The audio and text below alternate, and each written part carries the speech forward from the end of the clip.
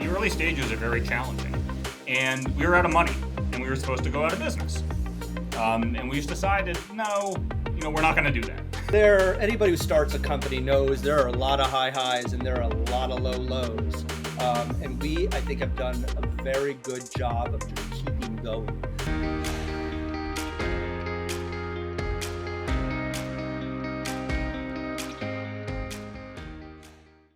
Alrighty, hello everyone and welcome to the DealMakers show. So super excited about the founders that we have today joining us. We're going to be talking about a remarkable story, Qmixers, how everything happened, how they got together, how they met in summer camp, and obviously around the story of this company that they've built, and they've been at it for quite a bit of time. So I think that a lot of successes, a lot of lessons learned along the way, and it's going to be quite inspiring. So I guess without further ado, let's welcome our guests today, Jordan, Silbert, and Ben Karlin. Welcome to the show. Thank you for having us. So let's start with Jordan. So Jordan, originally born and raised in the Upper West Side. So how was life growing up there? Great. Life is what you know. New York City was very different in the 70s and 80s than it is today. I would say both are great, but it was a little rougher around the edges back then. And I'm still very much a city kid. Like, I do not like driving. I don't particularly take cars very seriously. I like having people around me. I like doing stuff. So still very much a New Yorker. It's interesting here because in your journey, being in one of the most incredible cities in the world, after college, you went to Brown, then you moved to California. I mean, why did you go to California?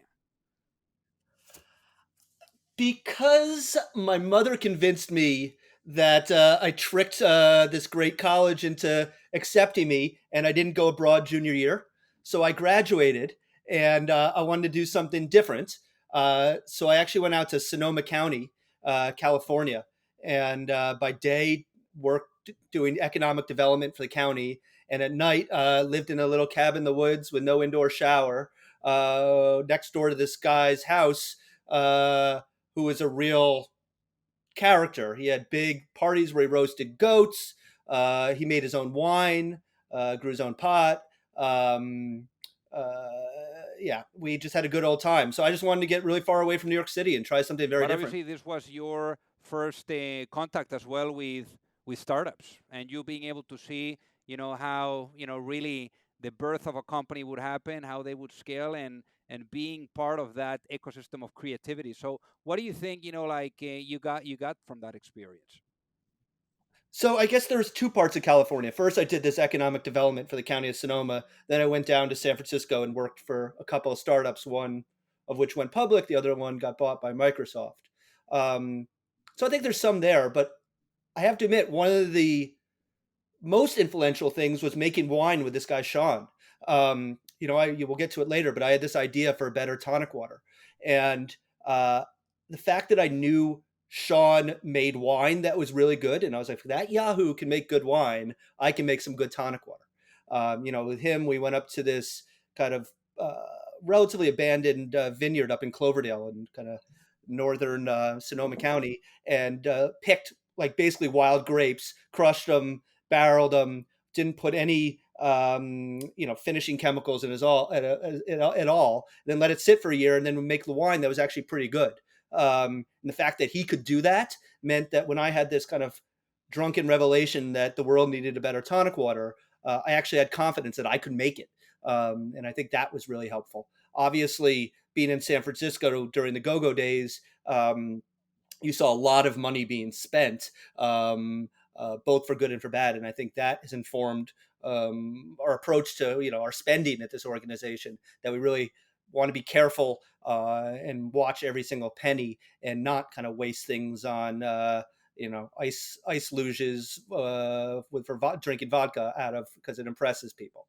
Really made sure that every dollar we spend is a real investment in the business. And in your case, 9/11 hit, and obviously, you had to come back here to New York City. You encountered probably all the uncertainty, all the craziness during those difficult times for everyone. But I guess this was your time to come back to the big city. So how was that for you?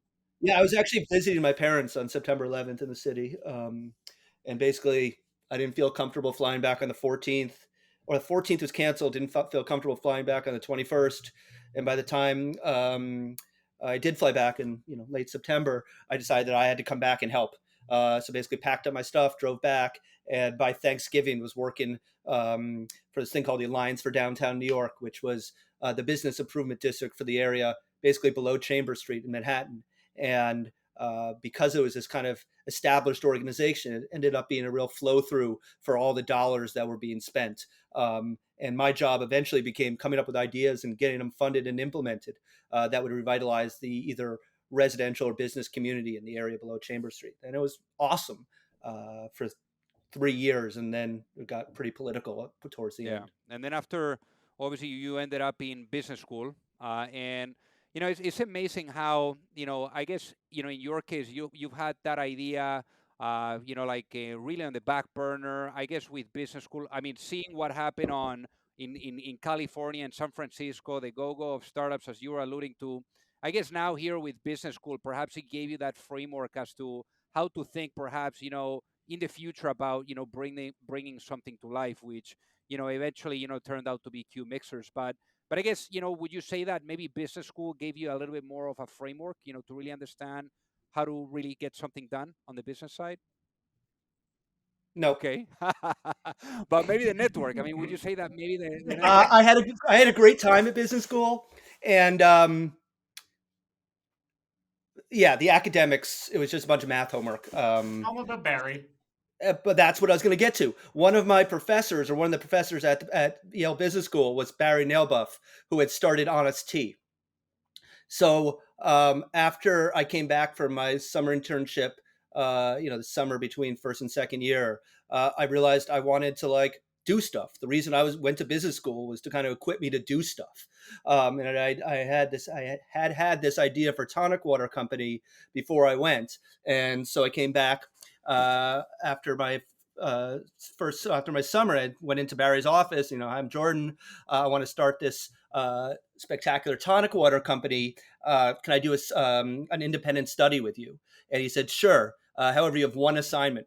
I was like, what's the assignment? He says, I don't need to have some 500-page business plan. Like, I know every single store in America, retailers in America sells tonic water. The market's plenty big. What I need you to figure out is how to make the thing. When Honest Tea, we had this bottle of iced tea that they sold to some Whole Foods division, and the media went so well that they were asked to sell a truckload of product. And he's like, but we couldn't make it. So you got a year. You got to figure out how to make the thing. You got to source glass. You got to find a bottling plant, all that. So I basically did that for a semester at business school. So in that regard, it was terrific. In terms of the microeconomics or the macroeconomic foundation for me understanding kind of the world. Yeah. Yes and no. More no than And yes. then obviously in your case, then, a little bit of sales and marketing. And then, it got to the idea, to the company that we're going to be talking about today. So I guess let's pause it right there. And now let's go to Ben. So Ben, born in Boston. So obviously there Yep. you went to summer camps, and Jordan didn't want to disclose the fact that you guys met in summer camp, where you were the athletic and he Yeah, he was the didn't want to nerdy. disclose So that. tell us about growing up, Yeah. around that area. So I grew up in Boston, and yeah, Jordan and I have known each other since we were 9 years old. We went to summer camp together in Maine, and then went to college together at Brown in Providence. So, and I'd always been really interested in business since I was a kid. I had a vending machine business. I had M&M and gum vending machines at a few different places in Boston by the time I went off to college. And after college, I did management consulting, which I learned a bunch of stuff. I learned about how to approach real world problems from an analytical and data driven perspective. But it was far too, whatever the opposite of tangible is. And so I only did that for 2 years, and I decided to do the most opposite thing that I could think of after that. And I moved to Maine, and I went to carpentry school, and I was a carpenter for a couple of years before I eventually went to business school. That's amazing. But one of the things that I find very unique here, on your background too, is that many of the entrepreneurs that I speak with that, end up being very successful are those that have the background of being consultants. I guess maybe to a certain degree Yeah. because they help you on really understanding how you grab a really big problem and then you break it down into very small problems. So I guess, what kind of background did that give you to really tackle problems with a really interesting framework? Yeah, I mean, I didn't love my time in consulting, but the truth is, I did learn, and I learned, I did learn how to look at the real world and all of its messiness and break it into discrete pieces, and how to get information, and how to be data driven about decisions. And those were, I think, important foundational skills. And both of you guys, had that experience there in California because I mean, you did your MBA at Stanford, Ben. So I'm sure that Yep. many of the classmates that you went to class with, they went on and started great companies, and you were able to have that exposure too. But instead of Yeah. launching your own business, you went into more the corporate side. Why did you do that? Yeah, although I wouldn't call, we'll talk about it. I wouldn't call Bumble and Bumble where I went Okay. corporate. It was kind of insane culturally. So I started when I was at business school, actually, my summer internship. I worked for a startup I was the fourth person there in New York City. There's an educational technology startup company called Redia. And I worked there during my summer and I loved it. And I knew that this is what I wanted to do. I wanted to do early stage startups. And I continued working for this company throughout my second year of business school. And my intent was to work full time upon graduation. Um, and the company, during my second year of business school, did a fundraising round. We raised money from Kleiner Perkins, Bain Capital, and Greylock. So it was like a great group of funders. And then kind of collapsed suddenly towards the end of business school. And that was, I mean, I think any entrepreneur who's been through this knows very difficult, like quite challenging emotionally. I put a lot into it. Other people put far more into it. And it was very challenging to see it go away. And I knew that I loved being an early stage entrepreneur, but I wasn't emotionally ready to do it again. So I was looking for something. I love being in New York City. I said I want to be in New York City. I want to be somewhere where I'm doing something tangible, but not quite as risky. And I found through the Stanford Business School Alumni Network this company Bumble and Bumble that made hair care products, and everyone in business school thought it was hilarious because I was the shittiest dressed, least stylish person at Stanford Business School. And I went to this kind of high fashion company, and I had a tremendous experience, and I learned a lot. And it was not even remotely corporate. This is a company that when I was there was still very much run by Michael Gordon, who founded it. Was a hairdresser and really a brilliant entrepreneur.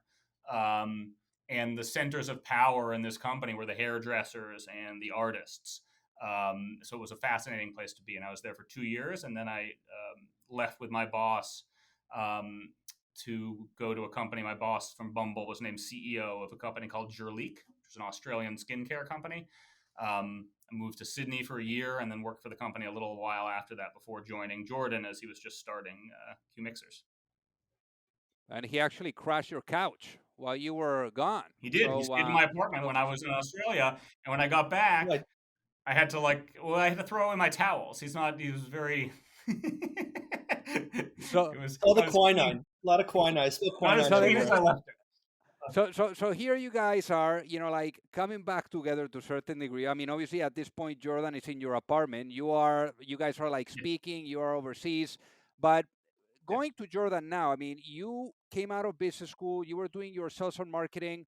Can you tell us, because it seems that you, to a certain degree, had this idea incubating, and then, Ben is coming along as well, because he gets equally excited about it. But before that conversation with Ben happened, can you tell us what were the sequence of events all the way to you Yeah. actually speaking with Ben, sharing this with Ben, and then both of you saying, screw it, let's do it?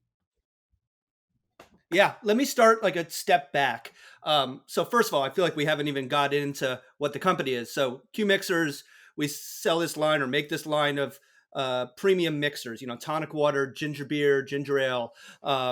And the idea is more and more people are buying better gins or whiskeys or vodkas. And now we have mixers of comparable quality and sophistication. So you can make the best gin and tonic you've ever had or the best Moscow Mule you've ever had. And the company's Qmixers. Um, and right now, our stuff is sold at 10,000 bars and restaurants around the country. Everything from all the Four Seasons hotels in the country to a bunch of bowling alleys, and retailed at just about every major retailer: Target, Kroger, Whole Foods, Walmart, Albertsons, kind of all across the country. So the whole thing started with that kind of breakthrough idea. I used to be a bit younger than I am now. And I used to be able to have, 5 or 6 gin and tonics on a Tuesday night or drinks on a Tuesday night and be pretty good on a Wednesday morning. And while I was working at Downtown Alliance, I had this great apartment in Brooklyn with a beautiful backyard. And one summer night, I had a bunch of good friends over, and we were drinking gin and tonic after gin and tonic. And a couple drinks in, one of my friends started telling the same stupid story he always tells. And I stopped for a second and realized my teeth were a little sticky. I was like, that's kind of weird. So I picked up the bottle of tonic water. It was like a Schweppes plastic bottle, and looked at it. 25 grams of high fructose corn syrup, natural and artificial flavors, sodium benzoate. I was like, that's weird. I thought tonic water was some like bitter water thing. Um, anyway, one of my friends, I guess then girlfriends, now wife and mother of his 2 kids, was drinking a Sprite. She had like a stomach ache or something. So I was like, hey, Sarah, can I look at your Sprite for a second? She gave it to me. 25 grams of high fructose corn syrup, natural artificial flavors, sodium benzoate. I'm like, guys, these are the same thing. One's just green and one's yellow. That's crazy. Being my good friends, they're like, sure. And then we started talking about 5 other thousand things. But I think the way I put it is that gin has a real way of clarifying my thinking. I can see exactly what's important in the world after 5 or 6 gin drinks. But I was sitting back, and everything was great about the night. It was this warm summer night, best friends in the world there. We had the Christmas lights up, and saw this Tanqueray bottle, gorgeous bottle, and I was like thinking in my head that everything's perfect, doesn't get much better than this. Then I looked over and saw the bottle of tonic water. I was like, what a piece of crap. The thing is plastic and dented. The label's peeling off, looked like it had been designed in 1958. Obviously, we knew what the liquid was. And I was like, why is there not a better tonic water? It's good as this night. Everything else is perfect except for this. And I was like, you know what? I'm going to make a better tonic water.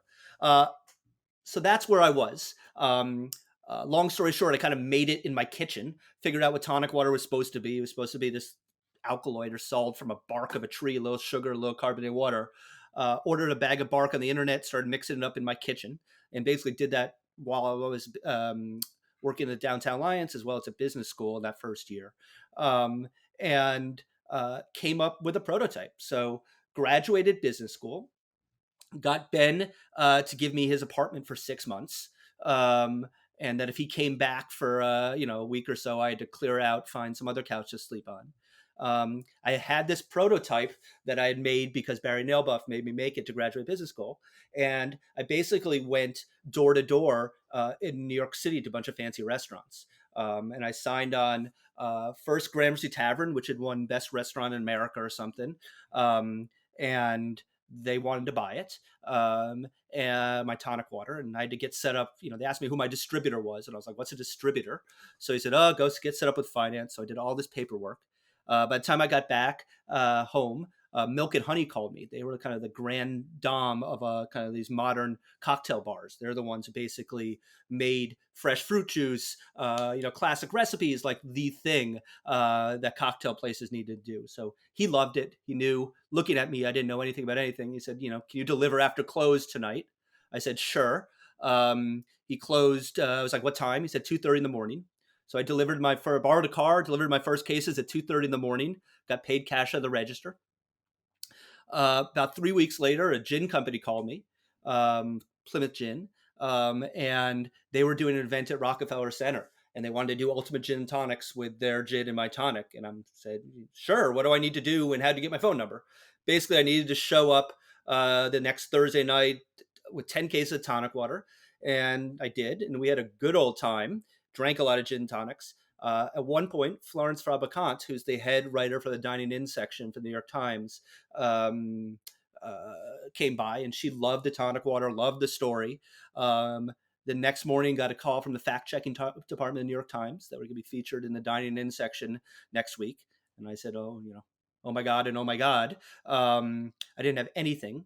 Basically got a website up in 2 days that had like a pre-picture and said, for my tonic water, call Jordan, here's his cell phone. The article hit. It was really nice. And I got calls from like 800 places around the world on my cell phone that week. Like literally bars in Japan were calling me on my cell phone. And in retrospect, it makes sense. They had already upgraded to craft beer from, the regular beers. They had all these fine wines. They had nice spirits, and no one had a better mixer. So got this call. Meanwhile, I only had, couple hundred cases. So I said no to just about everybody, except a couple places in New York City and then the flagship Whole Foods store in Austin, Texas. They wanted to buy a pallet. So kids, big advice when you're starting a company, people want to buy stuff from you, say yes and figure out what it is afterwards. Anyway, figured out what a pallet was, how to get the stuff on a pallet, how to get the stuff down to Texas. Then me and my then girlfriend, wife and mother of my 2 kids now, went down for a weekend of demos, by day, try my tonic water, by night, Tex-Mex food and margaritas. And by the time I got back, I was like, I think I have something here. Pretty quickly sold into the Whole Foods in New York City, where I did something like 28 demos in 27 days. And we were more or less off to the races. I think it was at that point that Ben joined me, right? One of my first days was us going to get into Whole Foods. We had to have a distributor, and we did not have a distributor. And Whole Foods hooked us up with a small local independent distributor called McMahon's Farms, and that was one of my first days. Jordan and I drove up to negotiate our distribution agreement with McMahon's Farms. So that was actually an important moment. We went up and we met with them, and they were only way into Whole Foods, and they asked us for an exclusive. And, it was a New York State exclusive, right, Jordan? And, at least. Yeah, and we didn't know what to do. We were like, that doesn't sound good, but we were like kind of scared. We had nothing. We had no business. It was our only way into Whole Foods. And this guy said, we need an exclusive to sell your product. And we kind of looked at each other and we were like, no. And he's like, oh, okay, fine.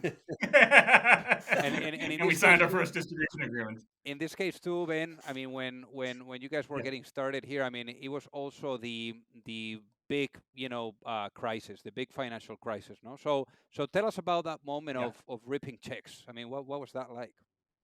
Yeah, we so I left my job at Jurlique to join Jordan. I was like, I think I'll have to take a pay cut. I get it, and they took a 50% pay cut, and then it was pretty clear that was too much, and then I took a 70% pay cut. And then we were raising money as the financial crisis hit in order to fund the company.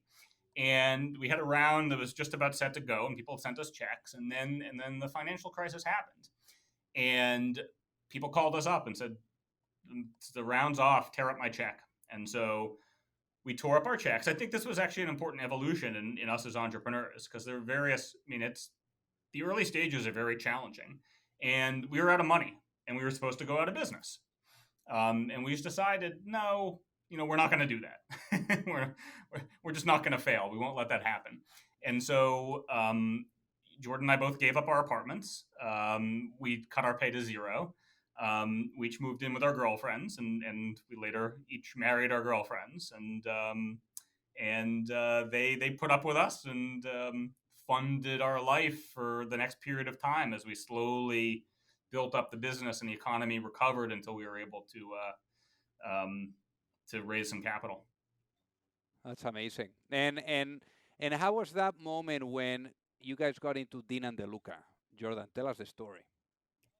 Oh, that was really early. That was even pre-Whole Foods. So, I launched at Grammer's Tavern, Milk and Honey, Little Branch, which was Milk and Honey's Sisters Cocktails Bar, and then Blue Hill at Stone Barns, like up Yeah. in Westchester, one of these very first farm to table. But I wanted to launch with a retailer as well, and clearly called everybody, including Whole Foods, who didn't pick up.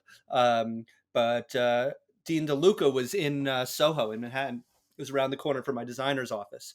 And so one day, coming back from a designer's office, I was Tell like, about "Screw what it!" Dean and Luca is or was Oh, then. Dean and DeLuca was like the preeminent specialty food store in America. They're basically the first specialty food store in America. Arguably, what is it, early 80s, late 70s? I forget when it started. But they were the first ones who brought in different types of mushrooms or different types of arugula or different endives or whatever. They actually had good stuff as opposed to kind of the mass grocery stores. And so I said, you know what, screw it, I'm going to do it. I'm going to sell in. So I went, their store, or their offices were upstairs of their Soho store.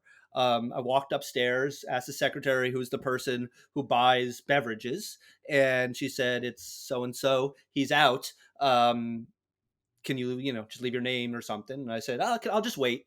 So basically, I waited for a couple hours. Eventually, she went to the bathroom, snuck into his office, put my bottle down with a nice little note, and then told her, I'll come back later or whatever. Anyway, by the time I took the train home, got home, I had an email waiting from the buyer, saying, "I love your stuff. We'd love to carry it into Dean and DeLuca." That's amazing. So that was our very first retail That's customer. so cool. So Ben, now going back to you because we were talking about financing just a moment earlier. I mean, can you tell us about like how you guys have financed the company so far? I mean, it seems that you've had a couple of investors coming in. So how Yeah. has it been the process of capitalizing the business? Yeah, I mean, we did for many years. We were very lean, and we were funded with friends and family. We had a small group through a friend of ours, actually from summer camp of New York City, kind of hedge fund investors who provided one of our larger earlier rounds, which was about $500,000. But from 2007 up until 2016, we did pretty small friends and family rounds, and we kept the company very, very lean. And it's something we were proud of. I mean, we built the company up to over $10 million of revenue with, I think we had 9 people at the time.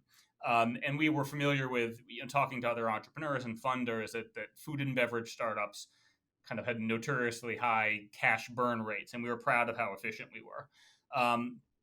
But in 2014, our biggest competitor, a company out of the UK called Fevertree, went public. And when they went public, it was all sorts of data.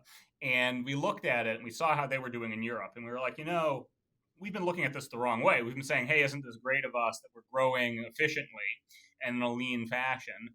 And really what we ought to be saying is look at the massive opportunity. Look how big our opportunity is. How do we go after this in the most aggressive fashion? So early 2016, we raised our first private equity round, led by First Beverage Ventures, a beverage-focused investor in Los Angeles. That was $11 million.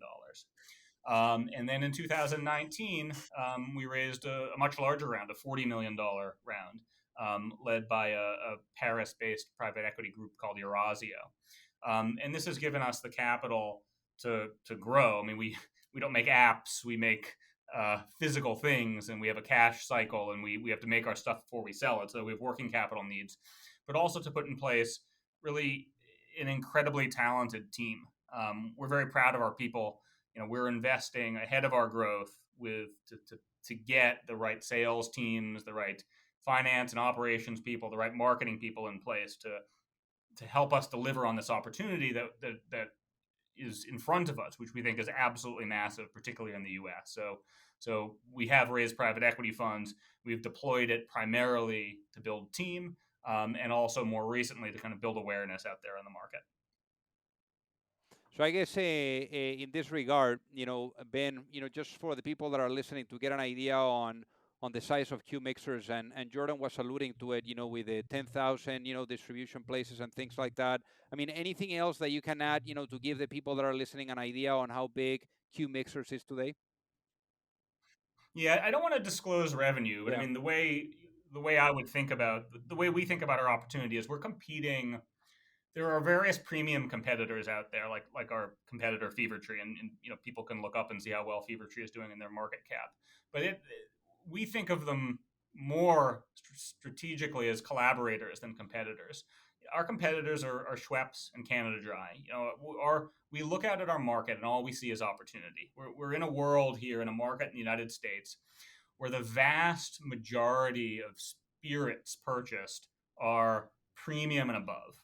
The United States is the most premium spirits market in the world. People are spending big money to get a nice spirit. But they're mixing them with mixers, and most of the drink is a mixer that are generally of poor quality. We have the least developed premium mixer market in the world. They're still mixing their very nice spirit with a Schweppes or a Canada Dry. And that's changing. It's changing quickly, but still the relative penetration for us, for Fever Tree, is quite low. So we see absolutely massive opportunity to get far, far bigger than we are today. And that growth is going to come at the expense of these mainstream brands. And if you look, getting a little bit to the question of our relative size, the United States, because the market is so big, the retail environment is pretty highly fragmented. And different retailers are at different stages of embracing this premium mixer trend. So look, early on in 2008, Jordan used to tell everyone, I think that every retail store in the country eventually is going to have a premium mixer tier. They'll have mainstream mixers, but they're also going to have a few layers of premium products. And no one believed what Jordan was saying except for himself, including me. I didn't really believe that. But today we're in a world where just about every grocer in the country does have a premium mixer tier. And we're moving towards a world where grocers are eliminating at least one of the mainstream brands, Schweppes or Canada Dry, and their shelves are going to be mostly premium or private label. And if you look at some of the grocers the furthest along in adopting premium mixers, you'll see that we, Qmixers, in a number of them, or our competitor Fever Tree, are the number one mixer brand, already bigger than Schweppes, already bigger than Canada Dry. So we're at a meaningful scale, but as we look forward 3 to 5 years, it ain't nothing compared to the scale we'll be at. Because this world in 3 to 5 years in the United States, our market, the mixer market, will look a lot more like the spirits market. It will be dominated by the premium brands, and we're determined to be the largest. That's amazing. I'm very glad that you mentioned that. So I guess in that regard, because we're here talking about worlds, what the world is going to look like, and what Jordan used to say. So now why don't we get Jordan here to speak? And Jordan, just to expand on what Ben is saying, imagine if you go to sleep tonight and you wake up in a world where the vision, let's say 5 years later, tremendous news. You wake up in a world where the vision of Qmixers is fully realized. What does that world look like, Jordan? So I get a little cheesy in my approach, but like big picture, it's that everybody's having better drinks. Like that people are actually enjoying their drinks more. Like your first drink of your day is arguably the best time of your day. And if we can make people just a little happier, and a lot of people are a lot happier, like that's pretty awesome. In terms of what that actually means, it means you go to a bar or restaurant, and every time you order a gin and tonic or a vodka soda or whiskey ginger, you get a nice whiskey and a nice ginger, or a nice vodka and a nice soda.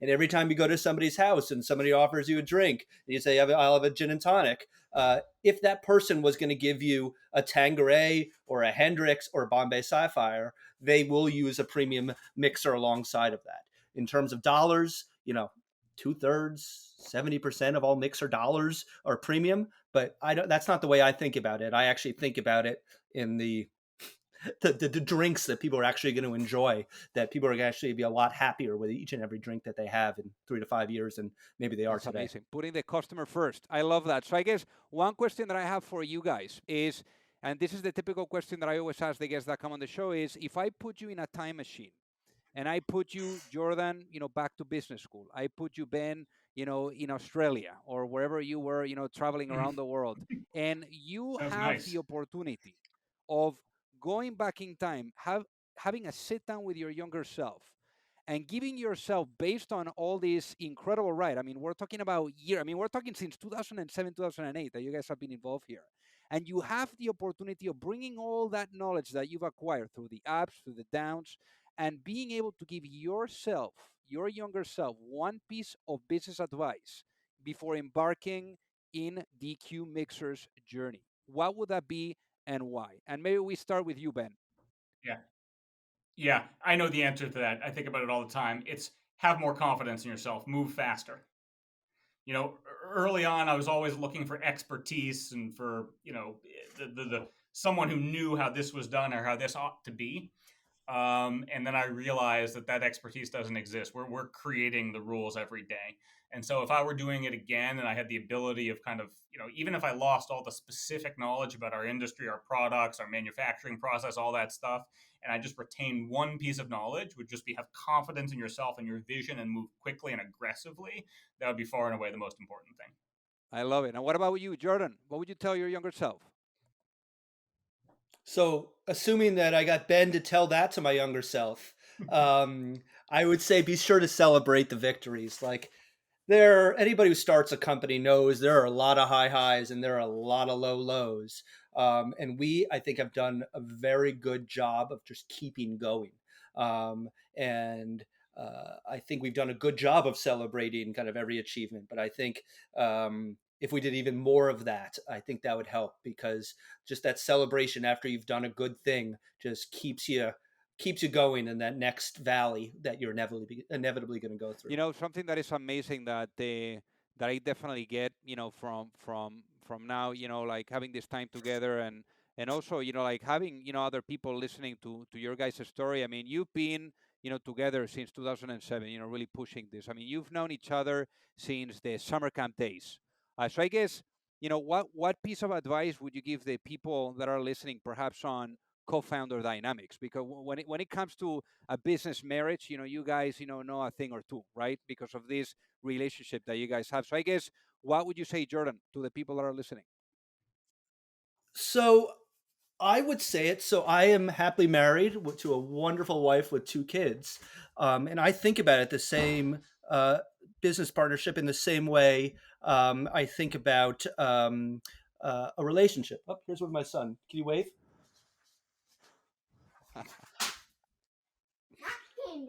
Still, I'm not. Anyway, I think about it the same way, that kind of it only makes sense going through this, kind of the challenges of having a child and all those associated stresses, to do it with a person. Sorry, my phone's ringing. To do it with a person that you love and adore, and that makes everything more satisfying. And kind of equips you to deal with the inevitable challenges a lot better, to be doing this with somebody, to be able to kind of celebrate anyway, again, those victories, and really, mourn those losses. To be doing it with somebody else makes it all so much more worthwhile, and therefore kind of likely to succeed, because you'll stay in there a lot Absolutely. longer. Ben, what would you say to expand on that?